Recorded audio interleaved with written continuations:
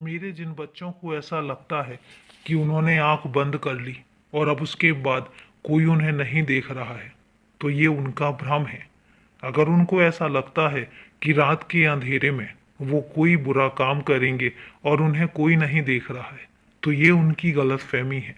अगर उन्हें ऐसा लगता है कि सुनसान इलाके में जहाँ कोई भी ना हो और अगर वो किसी गलत काम को अंजाम देते हैं और उसके बाद उनको लगता है कि अरे वो तो किसी की नज़रों में ही नहीं आए, और अगर ये सब किसी बच्चे के दिमाग में चल रहा है तो ये उनकी गलत फहमी है। मैं एक बात कहना चाहता हूँ कि चाहे कितना भी सुनसान इलाका क्यों ना हो, चाहे कितना भी अंधेरा क्यों ना हो, चाहे तुम कितने भी अकेले क्यों ना हो, लेकिन कोई तो है जो हर पल तुम्हें देख रहा है।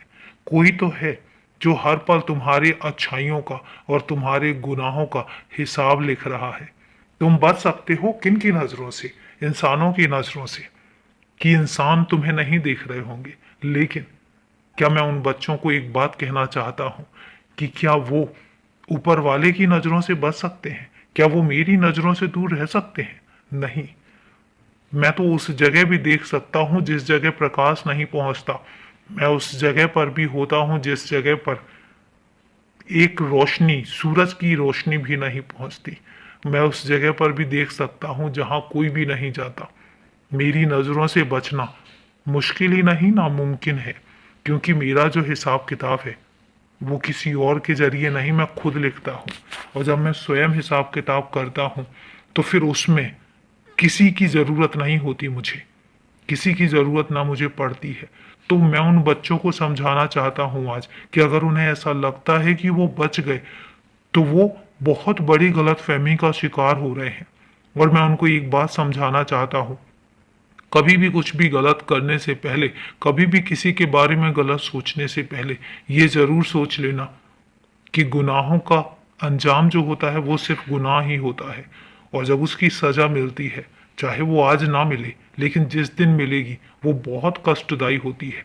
इसलिए कभी भी किसी भी गुनाह से, कभी भी किसी छल कपट से और कभी भी किसी बुरी नीयत से बिल्कुल बच के रहो।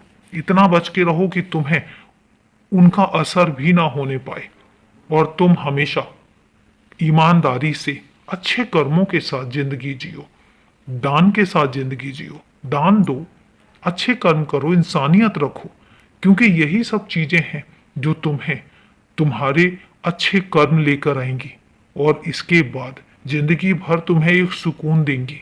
बुरा कर्म करने वाला बुरा कर्म कर जाता है, लेकिन जब रात में वो सोने लगता है ना, तो उसकी अंदर आत्मा कचोटती है कि उसने बुरा कर्म किया है। लेकिन वहीं पर जब अच्छे कर्म किए जाते हैं तो उसके बाद कम से कम सुकून की नींद तो तुम्हें नसीब होती है। इसलिए कहता हूं कि हमेशा अच्छे कर्मों को करने के बारे में सोचो। खुश रहो, हमेशा खुश रहो।